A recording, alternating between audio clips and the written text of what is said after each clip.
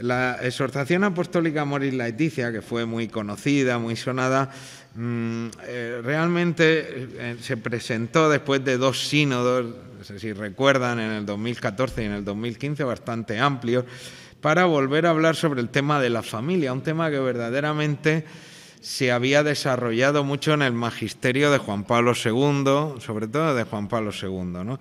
Yo también les debo decir en este punto, siempre quiero recordar que yo fui de los alumnos de la segunda promoción del Instituto Juan Pablo II, un instituto que fundó el Papa, este Papa Santo, que de hecho lo fundó el día que le dispararon, que tuvo ese famoso atentado, ¿no? El día de la Virgen de Fátima, que le dispararon. Él fundó este instituto para estudios del matrimonio y la familia. Yo tuve la suerte de pertenecer a la segunda promoción, ¿no?, de este instituto, que realmente se trataba de alguna manera de preparar una élite intelectual o una serie de personas muy preparadas intelectualmente para estudiar el tema del matrimonio y la familia en unos tiempos donde está muy, podemos decir, muy amenazada, ¿no? Entonces, pero es verdad que luego posteriormente, muy posteriormente, el Papa Francisco vio nuevamente volver a retomar el tema porque las cosas habían cambiado, ¿no? Y ciertamente que estamos en un cambio, o sea, desde que Juan Pablo II, pues en los años 80, se comenzó este instituto y se comenzó a trabajar en estos temas, ¿no?, en los años 80, posteriormente, el cambio que ha habido a nivel social y cultural ha sido tremendo. O sea, ha sido tremendo y estamos viviendo en eso. Y eso es de lo que les voy a hablar un poquito, unas pinceladas para no aburrirles mucho, ¿no?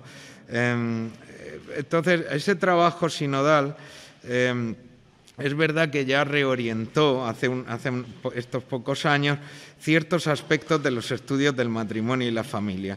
Pero esto también ha cambiado en poco tiempo, ¿no? Desde la pastoral y el pensamiento católico es verdad que estamos llamados hoy a responder a los retos ideológicos concretos que han modificado la estructura de nuestras relaciones sociales, porque verdaderamente lo que estamos ahora mismo es un cambio profundo de las estructuras en las relaciones sociales, ¿no? Porque, entre otras cosas, desde la Unión Europea, desde los distintos gobiernos, sobre todo aquí en Europa, ¿no?, han conseguido a través de la ingeniería social cambiar y con muchos recursos económicos, con enormes recursos económicos, de hecho dedicados a ministerios enteros, como puede ser España, el Ministerio de Igualdad, que es un ministerio pues exactamente igual que era el ministerio que dirigía Goebbels en Alemania sobre propaganda, ¿no? Son ministerios dedicados a hacer una propaganda, a hacer un cambio social y una ingeniería social con muchísimos recursos, ¿no? Y esto es lo que se está produciendo, ¿no? Un cambio profundo, ¿no?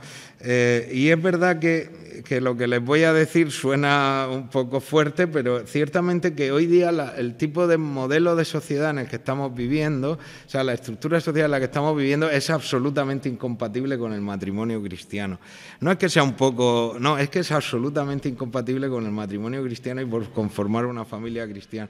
O sea, absolutamente incompatible. Por eso les voy a plantear algunas cosas. Eso no quiere decir que haya que ser pesimista, pues hay que seguir, pero realmente estamos en una realidad un poco complicada, ¿no? De hecho yo voy a hablarles de los números, del número 32 al número 49 de Amoris Laetitia y del número 50 al número 57, que es justamente donde el Papa analiza esa incompatibilidad y ese problema profundo de un matrimonio cristiano, una familia cristiana hoy, en un medio en el que nos estamos moviendo, ¿no? Voy a decirles algunas notas. Una primera muy filosófica, pero voy a tratar de no entrar en cuestiones muy técnicas, pero fíjense que ahora mismo estamos viviendo en general, no ya solo el matrimonio, en una atmósfera moral inhóspita, muy difícil, o sea, muy poco habitable, ¿no? ¿Qué significa que estamos viviendo en una atmósfera moral inhóspita?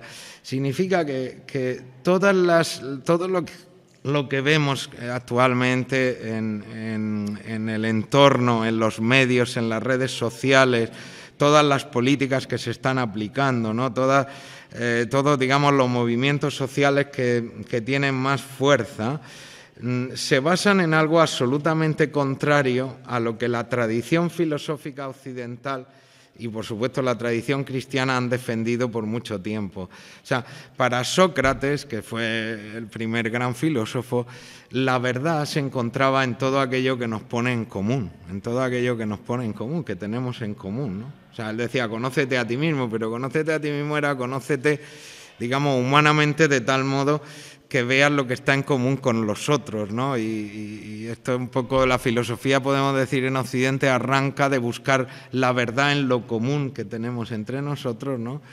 Luego el pensamiento cristiano ahonda muchísimo más en esta línea, en esta misma dirección, ¿no? De la verdad está en lo común, en lo que hay de común en nosotros, y el pensamiento cristiano pues lleva no solo a una podemos decir, a un común denominador a nivel racional, sino también espiritual, ¿no? Nos habla de comunión y nos habla de amor como el elemento fundamental de dinamismo que mueve toda la realidad, ¿no? Nos habla de una sociabilidad nueva, ¿no? Basada ya no en los elementos racionales, sino en la caridad, ¿no? O sea, amaos como yo os he amado del Evangelio, quizás sea o este mandamiento, ¿no? Del amor al prójimo, del amor a Dios y al prójimo, nos sitúa en una dirección muy clara, ¿no? La verdad, lo verdadero, lo bueno, lo bello, se encuentra en todo aquello que nosotros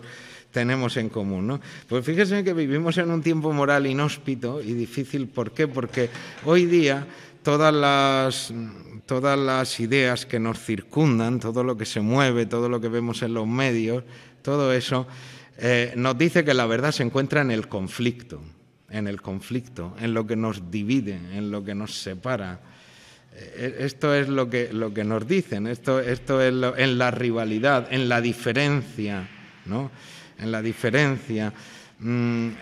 Ahí es donde se encuentra la verdad, ¿no? Todas las ideas de hoy están centradas en lo que nos enemista, y de hecho las grandes categorías que hoy se han inventado son desigualdad, género, empoderamiento, diferencia, deconstrucción. O sea, toda la terminología fuerte que hoy día se utiliza es una terminología que se basa, que se fundamenta en buscar la verdad, en buscar o en deducir de ahí toda una serie de verdades o de líneas, en el fondo ideológicas, eso es pura ideología, que se fundamentan en todo aquello que nos separa y que nos divide, ¿no? Todas las dialécticas actuales resaltan la divergencia y se alimentan del conflicto. O sea, su razón de ser es el conflicto. Hay desigualdad de género, hay desigualdad entre hombre y mujer. Y entonces, esa categoría de desigualdad lo que busca es de ahí deducir toda una línea de acción y toda una línea de pensamiento que se fundamenta en el conflicto, justamente dando la espalda a toda la tradición occidental, tanto la filosófica, incluso la Aufklärung, la Ilustración, también buscaba aquello que de común había en nosotros, pero hoy día vivimos en un tiempo donde solo se busca aquello que nos separa, que nos divide, etcétera, ¿no? Fíjense, y no voy a entrar en cuestiones técnicas, que al fondo de esto hay una frase muy exitosa de Sartre. O sea, Sartre es uno de los grandes artífices de este modo de pensar, ¿no? En la posguerra europea, y él tiene una obra teatral que se llama Puerta cerrada, ¿no? que pone una serie de personajes que se encuentran en una habitación cerrada, ¿no? Y entonces lo que va ocurriendo entre ellos es que todos van descubriendo que el otro es un infierno, que la relación con el otro es un infierno, ¿no? Y eso es un poco una de las grandes ideas que Sartre va a transmitir, ¿no? El otro es una caída, el otro amenaza mi libertad, el otro el otro me cosifica y a su vez es una cosa para mí. En esa obra de teatro, si ustedes la leen, bueno, ahora ya no se representa a Sartre, hace muchísimos años, pero si ustedes la leen se darán cuenta que son unos personajes que están en una situación donde al final el otro es molesto. El otro es molesto, ¿no? Y fíjense que desde Sartre en adelante, también es verdad que detrás de eso hay podemos decir también una mentalidad con respecto a Dios, ¿no? O sea, si Dios existe, en el fondo Sartre piensa así, si Dios existe, Dios es una amenaza terrible, ¿no? Dios es una relación de amo con esclavo, ¿no? La relación del hombre con Dios, sobre todo después de Hegel y de la filosofía idealista, se establece como una relación no una relación como ha presentado el cristianismo de manera sorprendente, de un admirable intercambio entre el hombre y Dios, ¿no? Un admirable intercambio porque Dios se hace hombre, asume la naturaleza humana, muere por el hombre, se dona, etcétera, y eso abre un admirable intercambio entre el hombre y Dios, que era un escándalo en la época de los paganos. Eso fue un escándalo cuando el cristianismo se empezó su predicación apostólica. Eso era un reto para los apóstoles, decir que Dios se había intercambiado por el hombre. Pero más escándalo todavía resultaba plantear un Dios que era amigo del hombre. O sea, que un Dios que no solo se había hecho hombre, sino que había roto las barreras y se había hecho amigo del hombre, ¿no? Pues fíjense que en el siglo XIX toda la filosofía idealista vuelve a romper esa relación de amistad del hombre con Dios y presenta la relación del hombre con Dios como una relación de amo y esclavo, ¿no? De señor y siervo, ¿no? Y en base a esa relación, claro, Sartre dice, si Dios existe es una amenaza. Es una amenaza para el hombre, con lo cual fuera Dios, o sea, Dios no existe, ¿no? Y lo que existe soy yo y mi libertad, y una libertad absolutamente desvinculada, o sea, sin vínculos, sin ataduras, sin límites, una libertad que no puede tener ninguna determinación, con lo cual el siguiente paso, que es el que presenta Sartre en su filosofía y en su obra teatral, es que el otro es una amenaza también. O sea, la consecuencia de que Dios no existe, de que soy yo una libertad absoluta e indeterminada, es que el otro es una amenaza para mí. Y el otro me limita, el otro, digamos, me coarta, me cosifica, y yo al mismo tiempo le cosifico a él. O sea, y se establecen unas relaciones terribles, pero fíjense que todo el desarrollo en Francia después de Sartre, ¿no? Después del mayo del 68, en el mayo del 68 que surge toda la ideología o las ideas de la nueva izquierda, todas esas ideas se basan exactamente en ese punto, en el punto de la división, de la separación, de la descomunión del uno con el otro y de que el otro al final para mí es una amenaza, ¿no? Con lo cual, fíjense que el trasfondo filosófico en el que nosotros estamos viviendo, el que dos personas se unan, se casen, quieran llevar una vida en común, o más allá lo que el propio cristianismo propone, ser una sola carne, entra en absoluta contradicción con lo que piensa nuestro ambiente cultural en el que nos estamos moviendo, ¿no? Entonces, al final, ¿qué ocurre? Que la sociabilidad natural que tenemos todos en este contexto se desnaturaliza. O sea, todo se plantea, si ustedes ven cada día las noticias o las leen o tal, lo que está planteando son casos, es verdad que son casos que ocurren, ¿no? Pero casos, eso de que de violencia doméstica, o sea, la vida doméstica se trastoca y se convierte en un ámbito de violencia, en un ámbito de separación, ¿no? De crímenes que se denominan machistas, y que muchas veces sí lo son, otras veces pueden venir de otras circunstancias, pero efectivamente son crímenes del hombre sobre la mujer, ¿no? Se plantean cuestiones de género, cuestiones de discriminación, Entonces, si se dan cuenta ustedes, no existe ninguna positividad en las relaciones sociales naturales, se han desnaturalizado las relaciones sociales. Lo que vemos en cada momento y lo que vemos cada día son una serie de relaciones rotas. O sea, vemos los peores ejemplos de lo que es una relación social. Eso es lo que se visualiza, ¿no? Eso es lo que se visualiza para reivindicar un nuevo estado de justicia distinto que altere las cosas, ¿no? Pero solo se visualiza eso. No se visualiza una mayoría de realidades donde sí que hay amor, donde hay comunión, donde hay perdón, donde hay reconciliación, etcétera. Eso sí que se visualiza en la Iglesia, o la Iglesia siempre ha tratado de visualizar eso, el perdón, la reconciliación, etcétera, ¿no? En segundo lugar, el Papa Francisco señala que también en nuestras sociedades hay un individualismo enorme, exasperado, ¿no? Un individualismo radical, ¿no? Que desvirtúa los vínculos familiares, que considera cada componente de la familia una isla, ¿no? Y de hecho, gracias a la tecnología que ha entrado en no en nuestra casa, sino en todo nuestro en toda nuestra vida, nuestro mundo. O sea, nosotros ahora vemos el mundo a través de una pantalla, de la pantalla del iPhone, de la pantalla de la tablet, de la pantalla. Entonces, todo eso ha entrado de tal manera, y en los jóvenes de una manera ya muchísimo más, o sea, pero no, en todos, o sea, no.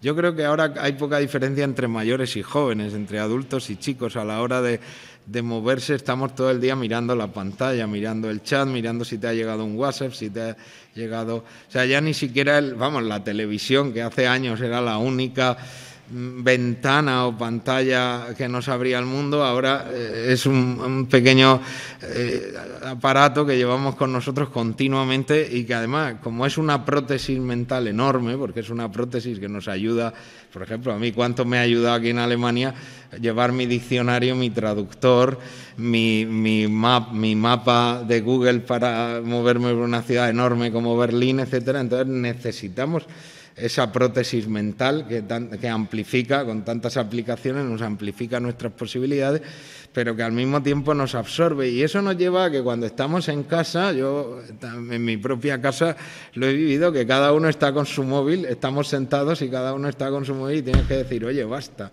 O sea, los móviles aquí, vamos a ver una película juntos o vamos a hablar, porque al final estamos cada uno con un móvil. Y es verdad que la sociedad se ha convertido realmente en un individualismo radical, pero incluso dentro del hogar, o sea, incluso dentro de los ámbitos, digamos, de socialización más frecuentes o más corrientes. Esto también es un enemigo, esto también es un enemigo, ¿no? Y este individualismo tan radical ha llevado también a unas costumbres en las formas de vida que en pocos años han cambiado. O sea, ahora la gente, quiero decir, ya los solteros o las personas más jóvenes o los que están solteros o los que por algún motivo se han separado, ya no conoce a otro a través de, yo qué sé, de encontrarse en sitios, en bares o en...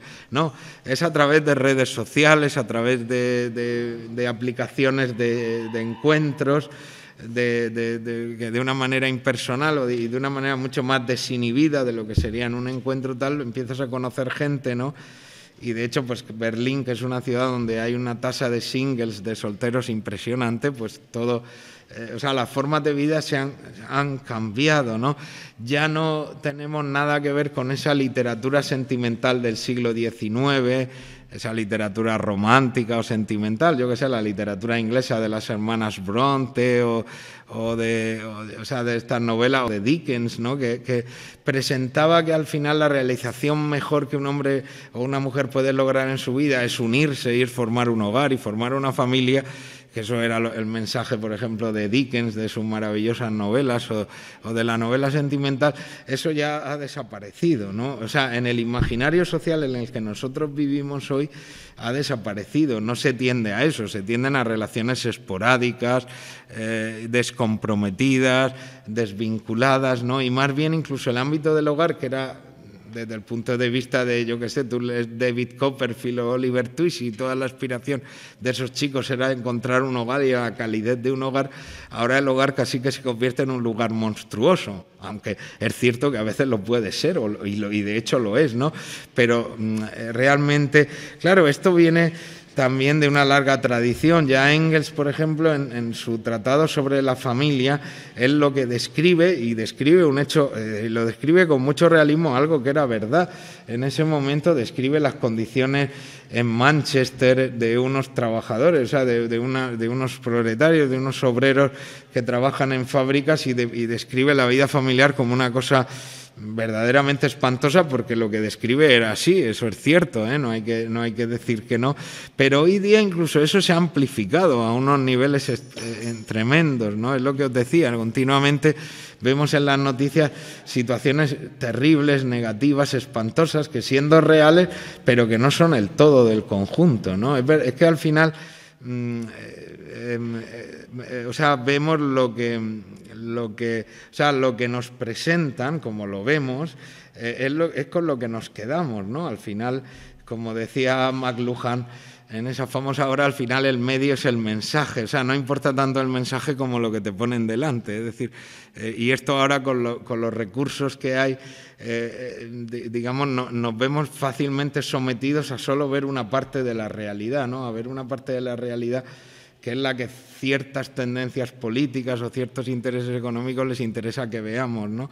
Otra cosa interesante que va en contra de nuestra, de la propuesta por lo menos cristiana o de la familia, os decía que son los aparatos electrónicos, ¿no? Los aparatos electrónicos, porque os quiero leer una cosa muy bonita. Yo me acuerdo cuando era joven leí de Julio Cortázar, ¿no?, en los cronopios y las famas, que tenía uno que decía preámbulo de instrucciones para dar cuerda al reloj, ¿no?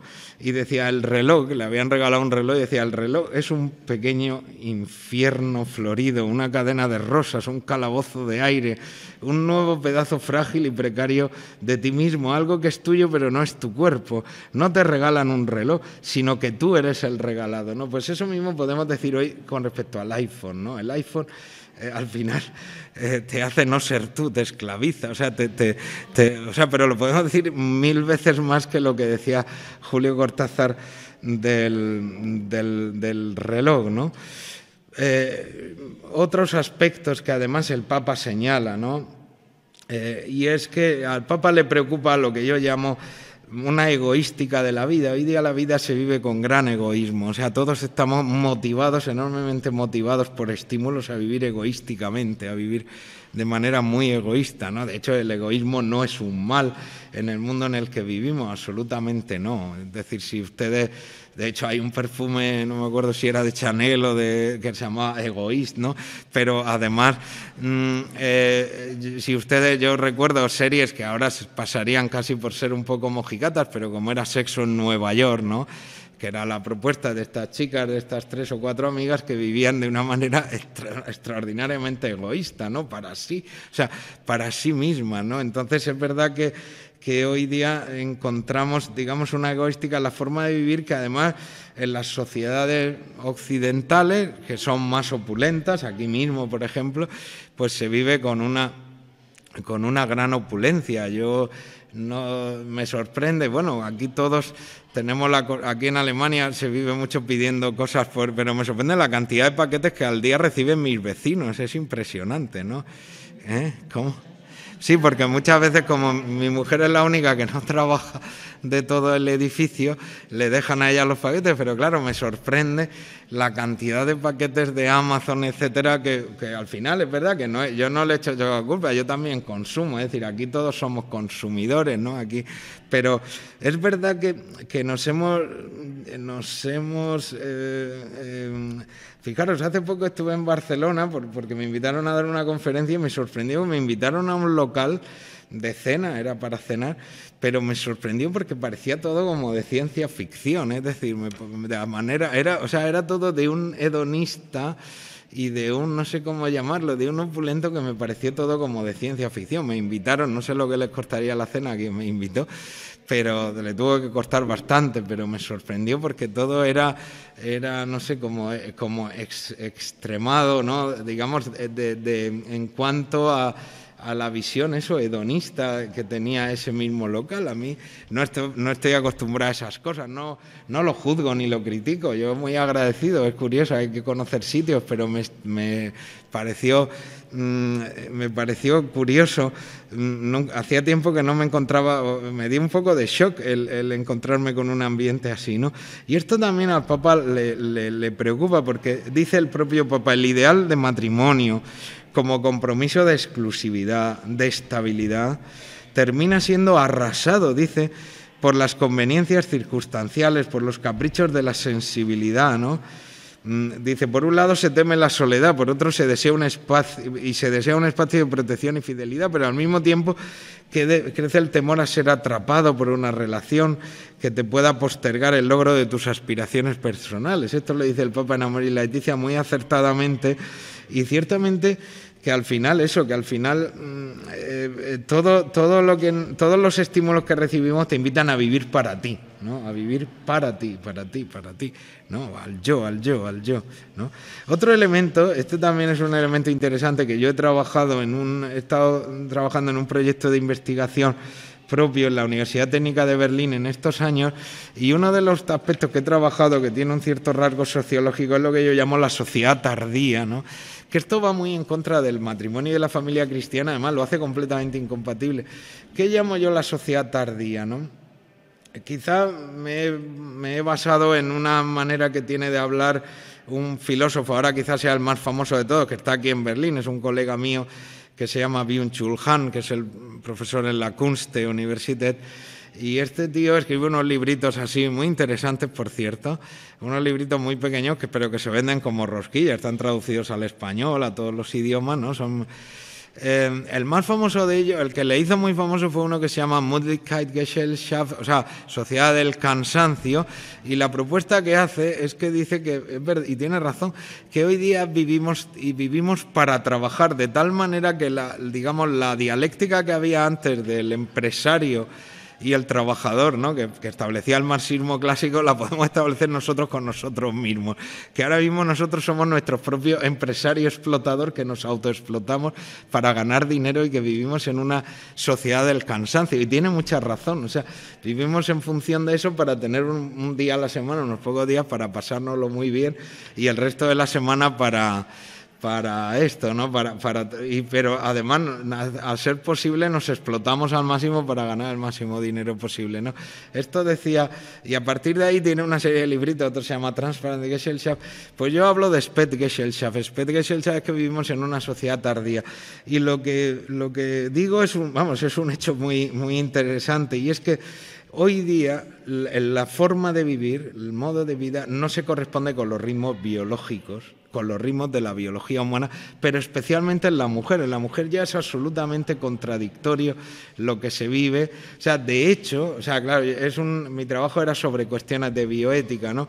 De hecho, las mujeres de hoy están condenadas a hormonarse toda la vida y a convivir con tratamientos hormonales. ¿Por qué? Porque cuando las mujeres son fértiles, según su ciclo biológico habitual, serían fértiles, que sería entre los 16 y los 22 años, no tienen hijos. ¿Por qué? Porque no pueden tener hijos, porque viven en una sociedad que en ese periodo tienen que dedicarse a estudiar, a entrar en una profesión y a ser posible en esa profesión a trepar en esa profesión, con lo cual se tienen que hormonar para que si tienen relaciones o mantienen relaciones sentimentales y sexuales, no quedar embarazadas, ¿no? De otra parte, ese proceso les lleva luego a que, como en tantísimas circunstancias, el haberse hormonado durante tanto tiempo para no tener hijos, cuando quieren tenerlos, no pueden tenerlos fácilmente, porque ha alterado también toda la alteración hormonal, y los efectos secundarios de los anticonceptivos, por ejemplo, tiene unas repercusiones, etcétera. Entonces, cuando quieren tener hijos, tienen también que hormonarse o servirse de tratamientos hormonales para poder tener hijos y poder fecundar, etcétera. El caso extremo de que estamos en una sociedad tardía es lo que pasó hace 3 o 4 años, cuando, por ejemplo, yo que sé, el Frankfurter Allgemeine Zeitung o otros grandes diarios dieron constancia de que en Silicon Valley, Apple o Facebook, ¿no?, las grandes empresas podemos decir, tecnológicas más importantes, le habían ofertado a sus empleadas, sobre todo que tenían ciertos niveles ejecutivos, a que les podían firmar con ellos, y aparte ganarían más y tendrían una serie de ventajas si la empresa Facebook o Apple les congelaban los óvulos, entregaban a la empresa los mejores años de su vida, y a partir de los 35 años la empresa les asistía para que tuvieran una fecundación artificial, ¿no? Entonces, claro, lo que les estaban proponiendo es que en aras de la productividad sacrificasen su maternidad, y que luego la empresa les ayudaría a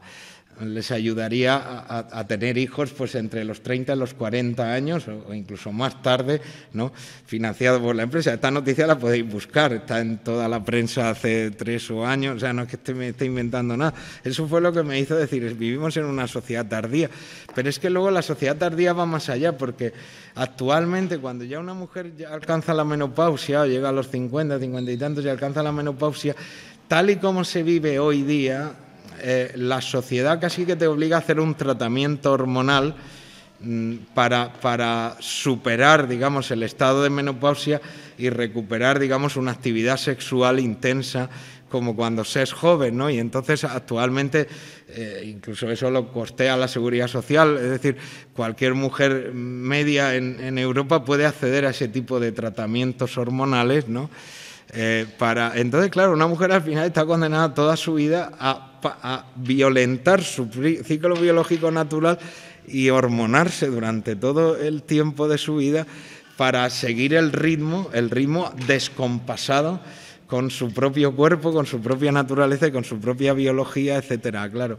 ¿Qué pasa? Que el matrimonio cristiano está planteado conforme al ciclo natural de la mujer, ¿no? O sea, yendo a cuestiones muy básicas, ¿no? Y claro, vivimos en una sociedad donde no, o sea, donde ya quizás muchas de vosotras, de las mujeres, de nuestras hijas, están condenadas a vivir así, si quieren tener una buena profesión, si quieren tener están condenadas a vivir así. O sea, a no ser que pase una hecatombe y cambien las cosas, ¿no? Pero cosa que tampoco deseamos nadie. Es decir, no se trata, pero simplemente que esto es un dato muy... Esto no lo dice el Papa, esto lo digo en base a esta situación, ¿no?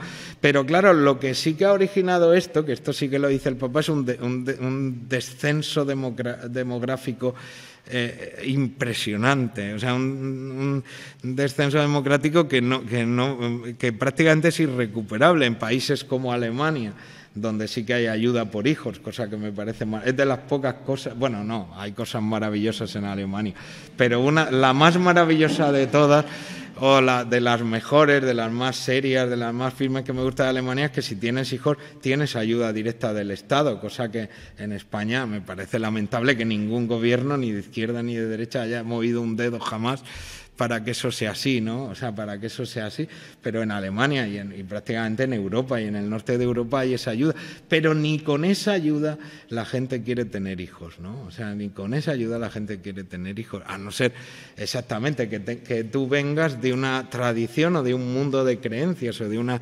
creencias firmes que te motiven a tener hijos, pero si no, eso es imposible, ¿no?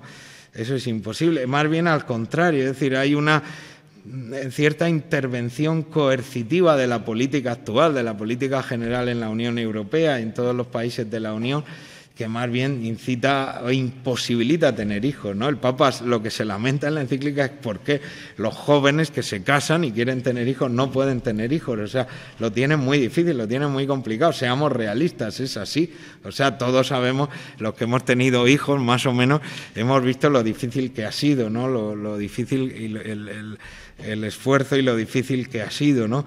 Pero es verdad que no solo hay una intervención coercitiva por parte de las políticas actuales con respecto a un antinatalismo profundo, sino también en favor del aborto, ¿no? O sea, en España llegamos a unas tasas de 200.000 abortos al año. A mí me parece una masacre absolutamente, es decir, no me parece aceptable las tasas que hay de aborto en España y en Europa en general, ¿no? Me parece terrible, o sea, me parece que se está sacrificando enteramente una generación, ¿no?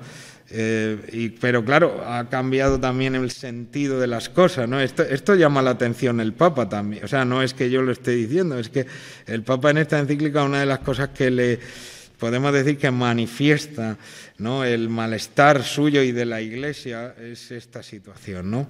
Luego también otro elemento muy importante, y este ya más profundo, porque estamos también en un contexto, digamos, religioso de las misiones, y es el debilitamiento de la fe. Hoy día la fe se ha debilitado enormemente, incluso los grandes movimientos que después del concilio han tenido pujanza, hoy día casi están un poco en recesión, un poco decaídos, ¿no? Porque hace falta siempre una continua renovación en todos los movimientos, ¿no? Bueno, yo soy neocatecumenal, pero soy consciente que mi movimiento tiene ya sus años y hace falta su renovación. En Comunión y Liberación ha entrado la Santa Sede también en Comunión y Liberación a impulsar también en los focolares, no sé, es verdad, todos estos movimientos que han tenido una fuerza impresionante después del concilio, pues siempre están llamados a una renovación. El contexto ha cambiado mucho del posconcilio ahora, ¿no? Y entonces pero es verdad que hoy día hay un debilitamiento de la fe, de la práctica religiosa, de los sacramentos.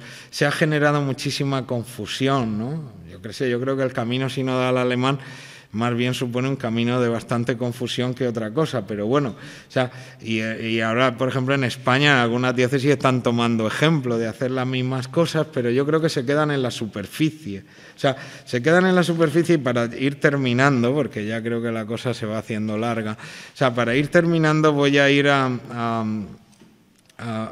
un poco a... O sea, yo creo que desde el punto de vista de la pastoral, yo hablo un poco como una persona que pienso y que estudio el tema del matrimonio y la familia, ¿no? De cara también a la pastoral y de cara... Yo creo que hay que afrontar los problemas reales, ¿no? Es verdad que el Papa dice aquí en esta...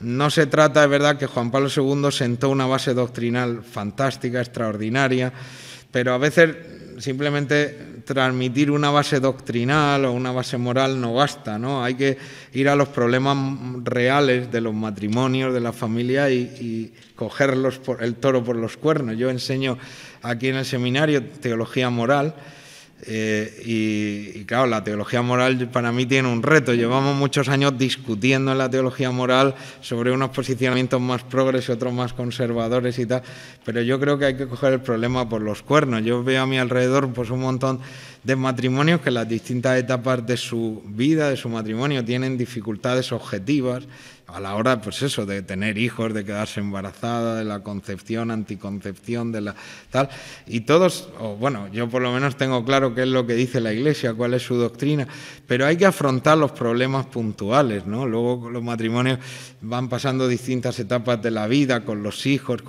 y entonces hay que entrar ahí a responder a problemas. Por ejemplo, para mí un problema gravísimo a día de hoy es la pornografía, porque nos ha colonizado la vida a todos, ¿eh? Y hay problemas para todos, para los jóvenes, para los mayores, para los solteros, para los casados, para los curas. Hay que afrontar ese problema, ¿no? ¿Cómo se puede contrarrestar la pornografía o las adicciones o todo este tipo de cosas que genera la pornografía? Un problema muy grave. Jolín, pues es verdad que hay un montón de terapias, pero yo creo que hace falta, para afrontar ese problema, recuperar una espiritualidad fuerte, o sea, una espiritualidad firme, seria. Es decir, es verdad que vivimos en un mundo que no lo facilita para nada, ¿no? Pero ese problema, por ejemplo, la Iglesia lo debería afrontar y dar una respuesta, ¿no? No se trata tanto de moralizar, sino de decir, oye, ¿cómo? Porque eso es un problema. O sea, no se trata ya del aspecto moral bueno o malo, sino se trata de que una persona que tiene una adicción a la pornografía tiene un problema serio que le hace sufrir, ¿eh? Y si está casado tiene un problema serio que le hace sufrir en su matrimonio, y si es un adolescente tiene o sea, etcétera, ¿no?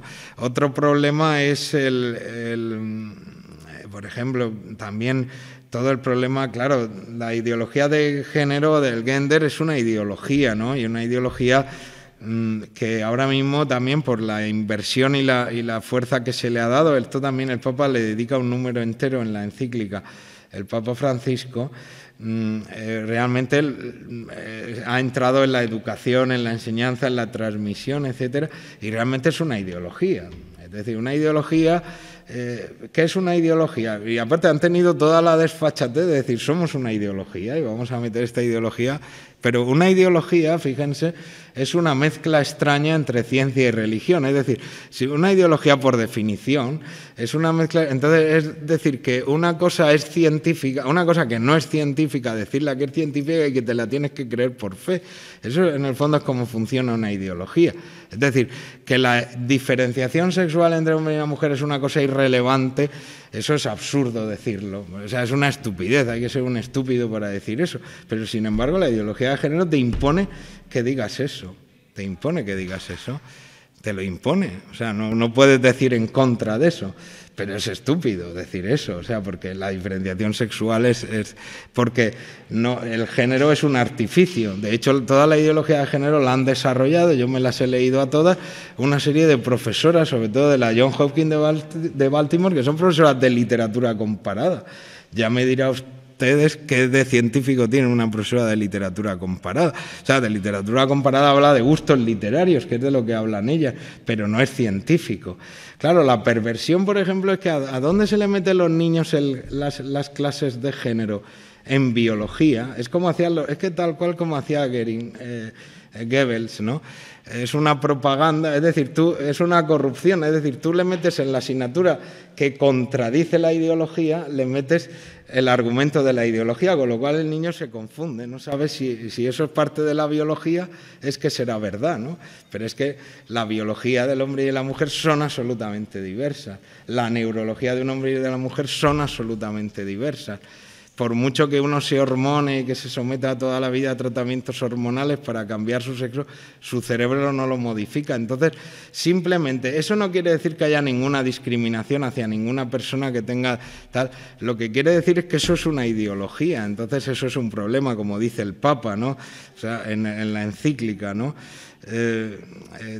Dice esto, ¿no? Dice, se puede distinguir pero no separar, ¿no? Otra cuestión que es importante es toda la revolución biotecnológica, ¿no? Como hoy día uno de los elementos básicos del matrimonio y de la familia, el matrimonio que generaba una familia, era la procreación. Hoy día la biotecnología disuelve, ¿no? Separa absolutamente todo esto, ¿no? En respuesta, simplemente decir, como dice el Papa, que tenemos que ser humildes y realistas, ¿no? Para reconocer también muchas veces nuestros propios errores, reconocer que a veces no hemos sabido transmitir o defender, digamos, a nivel pastoral o a nivel de iglesia ciertas cosas, ¿no? Y que no hemos sabido muchas veces a hacer un buen acompañamiento no sé, a personas con dificultades, con problemas, con sufrimientos en sus matrimonios, que es un poco a donde hay que ir ahí, ¿no? A la gente que sufre en sus matrimonios, que tiene problemas, a la familia que les surgen problemas y problemas nuevos relacionados con todas estas cosas que les acabo de decir, ¿no? Entonces es verdad que por eso no podemos caer en ideales teológicos o pastorales demasiado abstractos, ¿no? No caer en ninguna idealización. Yo creo que desde el punto de vista de la fe hay que llevar a la gente a que puedan contemplar que es posible vivir con una gracia en tu vida, con una gracia de Dios. O sea, que Dios está presente, que Dios actúa en la vida y en la historia de los hombres, ¿no? Y por supuesto también o sea, yo creo que es una misión de la Iglesia ir a los que sufren, a los que padecen, a los que están.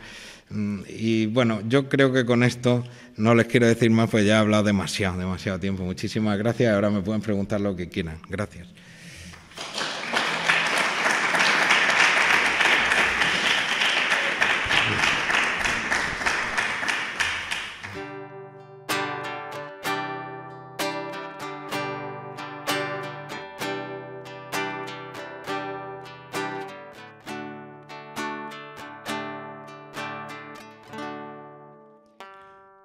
Cuando estoy cerca de ti, Señor, me levantas y me llenas con tu amor, devoción. Y siento aquí en mi corazón un gozo que me das, Jesús mi Salvador.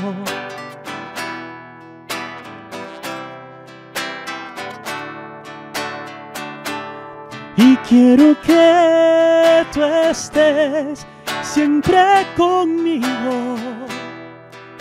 Eres tú, Jesús, mi gran amigo. Todo honor y gloria a ti que has dado tu vida por mis pecados.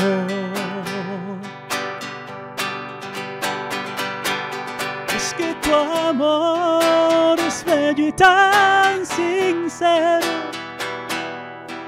que ya ni sé, Jesús, cuánto te quiero. Hoy mi alma te agradece lo que has hecho. Gracias, Jesús, por estar junto a mí, y hacia ti siempre voy a estar. No dejaré de amarte, Jesús de Nazaret.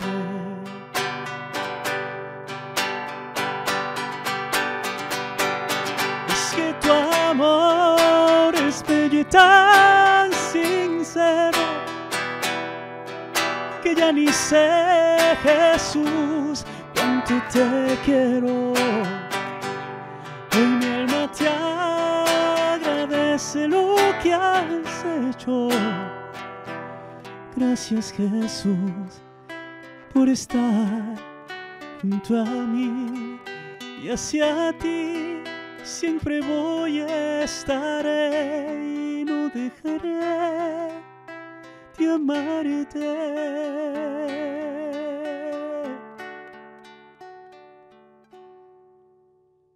Jesús de Nazaret.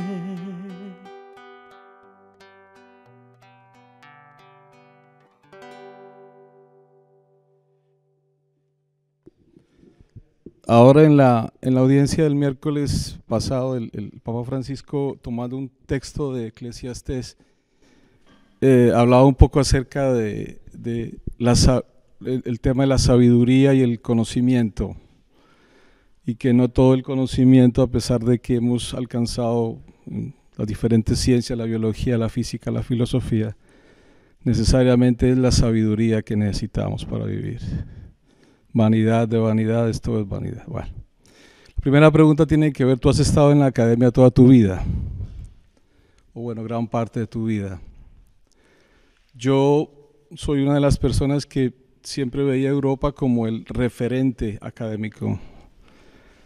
Hoy en día, cada vez que me preguntan, les digo, quédense en Latinoamérica, porque esta sabiduría, esa pseudociencia nos hace mucho daño. ¿Tú cómo lo ves desde tu perspectiva? Sería la primera pregunta. ¿Crees que hay alguna esperanza de regresar al principio de la sabiduría?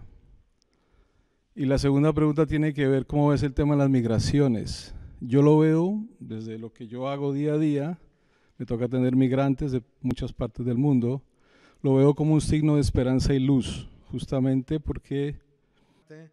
La primera pregunta, o sea, de una parte yo lo que veo siempre, lo que ocurre, o sea, suele ocurrir siempre que hay épocas de soberbia intelectual en la academia, al final lo que se generan son monstruos, ¿no? O sea, yo siempre recuerdo que cuando la Aufklärung, la Ilustración, ¿no? El siglo XVIII, la consecuencia, o una de las consecuencias inmediatas de la Ilustración fue la Revolución Francesa, ¿no? El propio Kant decía, cuando estalló la Revolución Francesa, que ya estaba muy cerca de la muerte, él decía, eso lo he hecho yo, o sea, eso lo he pensado yo, eso que está pasando en Francia lo he pensado yo, ¿no? Y sus discípulos, por ejemplo Herder o Fichte, tal, se alegraban en ese momento, ¿no? Pero muy pocos años después de la Revolución Francesa, lo que pasó en la Revolución Francesa, que mucho hay un mito que yo llamo el mito del corte perfecto, le digo siempre a mis alumnos, y es que la Revolución Francesa fue el momento sociopolítico y cultural más grande de toda Europa y que supuso un corte perfecto con el pasado. De hecho, muchas tendencias educativas y muchas leyes educativas dicen que a los niños hay que enseñarles la historia de España desde la Revolución Francesa, o en general la historia desde la Revolución Francesa en adelante. Yo siempre le he dicho a mis alumnos que el corte perfecto de la Revolución Francesa fue en las cabezas de algunos nobles y del rey de Francia, pero de corte perfecto ninguno, porque la Revolución Francesa lo que desencadenó fue una época de terror y que la facción más radical, que fueron los jacobinos, tomaron el poder, hicieron una masacre impresionante y que en muy poco tiempo Napoleón Bonaparte, en nombre de esa misma Revolución Francesa, conquistó Europa a sangre y fuego.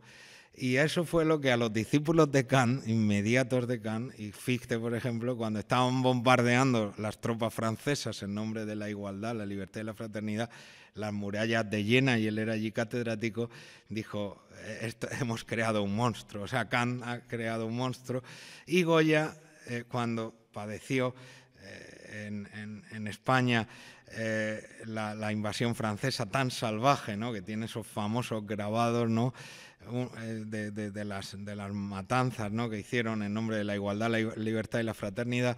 Tiene un dibujo que hay un hombre tumbado encima de una mesa y dice: el sueño de la razón produce monstruos. Yo creo que las épocas que ha sido, por ejemplo, una gran época de soberbia intelectual son los años 90, con el liberalismo, ¿no?, con toda la mentalidad liberalista, o más o menos, y es el sistema bajo el cual nosotros aún vivimos. El sistema de ideas bajo el cual vivimos, el liberalismo de Rawls y de otros autores en Estados Unidos, el liberalismo que, podemos decir, en parte coincide en la derecha y en la izquierda, ¿no?, la misma mentalidad liberalista de una sociedad neutral, igualitaria, donde además también es un coincidente, que es una cosa que viene de Marx, donde el principal elemento que define al hombre, su esencia, es la productividad.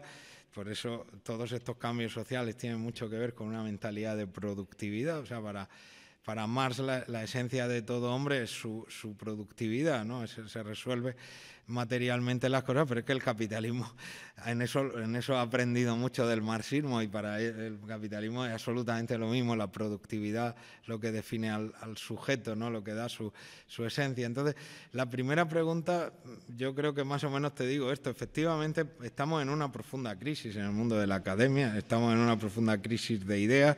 Yo creo que el que hayan vuelto ideologías tan burdas como la que hoy día se nos impone tanto desde la Unión Europea, y tan absurdas, ¿no? O sea, ideologías, pues una ideología, por ejemplo, decir que los judíos no eran iguales que los arios, pues eso es biológicamente tan absurdo como biológicamente es decir que la diferenciación sexual y los cromosomas no es relevante. O sea, son mentalidades completamente absurdas, ¿no?, que hay que combatirlas absolutamente. O sea, desde la razón, desde el buen sentido, ¿no? Pero es verdad que estamos en una profunda crisis, porque además que en la academia está prohibido decir casi nada ya. O sea, hay una censura brutal en el mundo académico, en los proyectos de investigación, en lo que te financian, en lo que no te financian, en lo que puedes crecer o no crecer. O sea, pero en toda Europa y en América, por supuesto, que claro, siempre se trata de colonizar desde Europa América. Y entonces toda esta mentalidad está extendidísima. A mí me indigna, por ejemplo, cuando mis hijos han estudiado aquí en Alemania, que los profesores, pues claro, les traen libros de España. ¿Cómo están, por ejemplo, hechos los libros de historia? O sea, a mí me indigna que digan que el barroco español es una época terrible, pesimista. Mentira, o sea, el barroco fue la época más espléndida del arte, de la literatura y del pensamiento español. O sea, cuando leí el capítulo ese explicándoselo a mi hija, le dije, esto es mentira. O sea, es que la mayoría de las cosas... Entonces, es verdad que el ámbito académico se ha ideologizado de tal modo que estamos viviendo en una crisis profundísima. Y que es verdad que el sueño de la razón produce monstruos. O sea, siempre que la razón se enorgullece, se le va la olla, se le va la cabeza, siempre genera ideologías, o sea, ideologías son monstruos, toda ideología es mala, es mi punto de vista, ¿no? Y la segunda pregunta es muy interesante, porque verdaderamente yo tenía aquí una media página dedicada a uno de los problemas de la familia de hoy, de la inmigración. Todos los que estamos aquí estamos en tierra extraña, somos migrantes, y es verdad que vivimos en un periodo muy interesante, o sea, muy interesante, porque realmente estamos viviendo en un periodo de gran migración, ¿no? O sea, no se había producido algo así.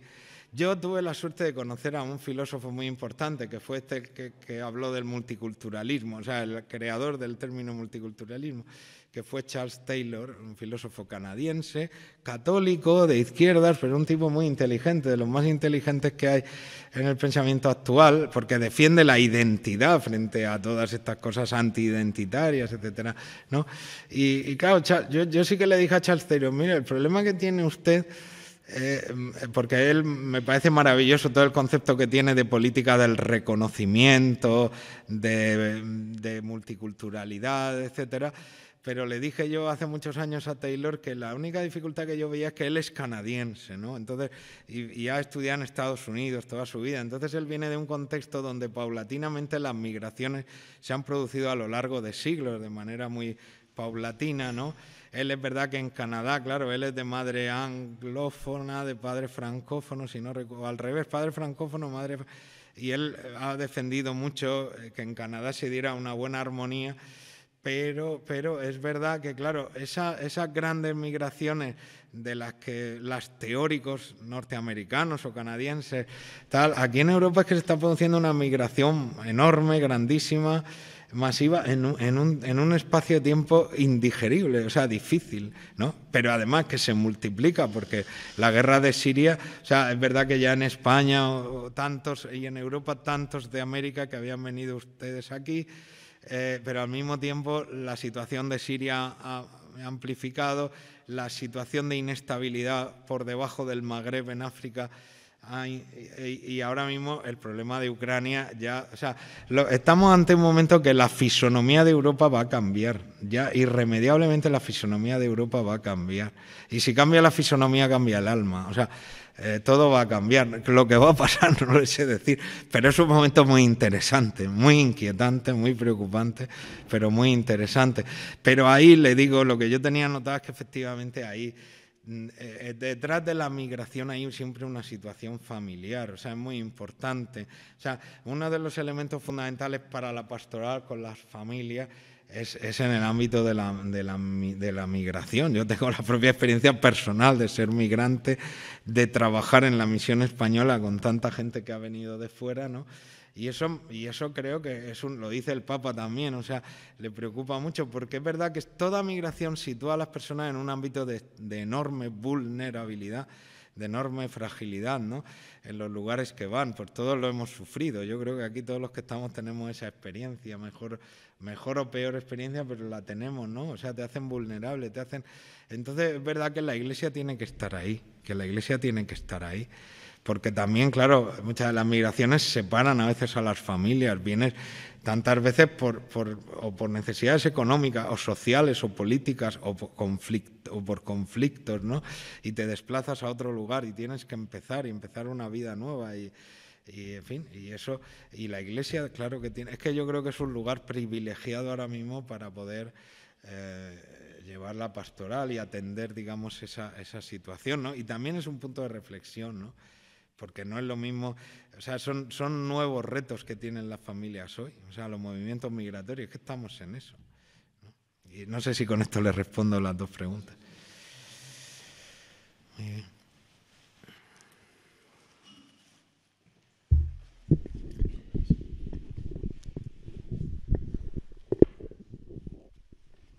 Muchas gracias. Yo solo quería, recién hablaba de tomar el toro por los cuernos, o sea, cómo ayudar a las familias, a los matrimonios, también en un contexto de migración, pero ¿qué consejos nos daría? O sea, ¿por dónde comenzar desde laicos comprometidos a ayudar a esas familias, a esos matrimonios? ¿Cómo tomar el toro por los cuernos sería concretamente? Muchas gracias. Yo creo que o sea, bueno, le voy a leer lo que dice el Papa aquí, dice, las migraciones representan hoy otro signo de los tiempos que hay que afrontar y comprender con toda la carga de consecuencias sobre la vida familiar, que las tiene, ¿no? Dice, es necesario mantener y desarrollar un testimonio evangélico, ¿no? Dice, pero en este caso es más urgente que nunca. Dice, la movilidad humana se corresponde con el movimiento histórico natural de los pueblos, una auténtica riqueza tanto para la familia que emigra como para el país que los acoge, ¿no? Las experiencias migratorias resultan a veces dramáticas y devastadoras, dice el Papa, para las familias como para las personas cuando tienen lugar fuera de la legalidad y son sostenidas por circuitos internacionales de trata de personas, es verdad. Bueno, habla luego de las mujeres, de los niños, pero bueno, voy a ir al grano, esto un poco, sí, el Papa manifiesta, ¿no? Hay una gran preocupación y dedica varios números a hablar de esta situación, ¿no?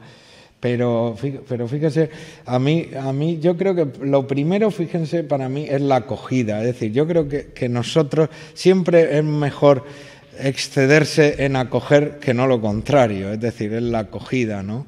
Y sobre todo, yo que sé, a nivel de instituciones católicas o a nivel de la propia Iglesia católica o de sus instituciones o de Cáritas o de tal, yo creo que ahí el acoger es fundamental, ¿no? De hecho, además, desde el punto de vista bíblico de la revelación, la no acogida es algo terrible, ¿no? Está el famoso pasaje de Sodoma y Gomorra, que normalmente se identifica por que el castigo sobre Sodoma y Gomorra es por la homosexualidad, y no es así. O sea, si ustedes analizan bien ese pasaje bíblico, lo que ocurre ahí no es la homosexualidad, es que son gente que no acoge a nadie, y que todo el que pasa por esos lugares le agreden, ¿no? Y de hecho es verdad que sí que quieren violar a esos ángeles, pero el tema no era que los violaran los hombres de la ciudad a esos ángeles, que al final eran ángeles, que es lo que ellos pensaban, sino el problema era la no acogida, porque de hecho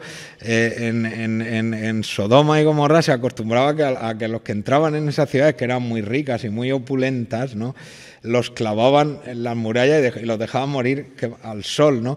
Pero previamente a veces los violaban, los maltrataban. Entonces, claro, el tema del castigo divino sobre Sodoma tiene que ver más con la no acogida que con lo que siempre se ha interpretado de una manera a veces, superficial, o bueno, sí que tenía un contexto también, pero no era. Entonces, claro, la acogida es fundamental, es decir, siempre tener una actitud de acogida. Claro, esto es un problema muy complejo, muy difícil, pero desde las instituciones católicas, desde la pastoral, desde la Iglesia, siempre hay que tender a la acogida que a lo contrario, ¿no? Que a la acogida que a lo contrario siempre, ¿no? Y luego también a la protección de las personas, y como dice el Papa, también a una evangelización directa. Es verdad que la asistencia social, la acogida, la asistencia social, cubrir las necesidades es fundamental, pero también, ¿por qué no una pastoral? Es decir, estas personas... Yo, por ejemplo, una experiencia mía muy bonita del tiempo que llevo en la pastoral, pues con catequesis de adultos, con novios, con a veces tantos matrimonios, en la Spanish Mission aquí en Berlín, siempre para mí una experiencia fundamental es que yo me doy cuenta que la gente necesita vivir la fe en su idioma, es muy importante. Yo he defendido mucho esto porque a veces desde la propia diócesis han querido de alguna manera asimilar las misiones extranjeras a las parroquias alemanas, ¿no? También por tema económico, aquí saben todos ustedes. Y luego también, a veces, incluso en mi propio movimiento, en mi propia realidad eclesial, me han dicho, oye, pues ¿por qué no tal? Y yo, digo, no, ellos tiene que ser en castellano. O sea, lo siento, pero si han tenido la oportunidad de que la comunidad esta es en castellano, es en castellano.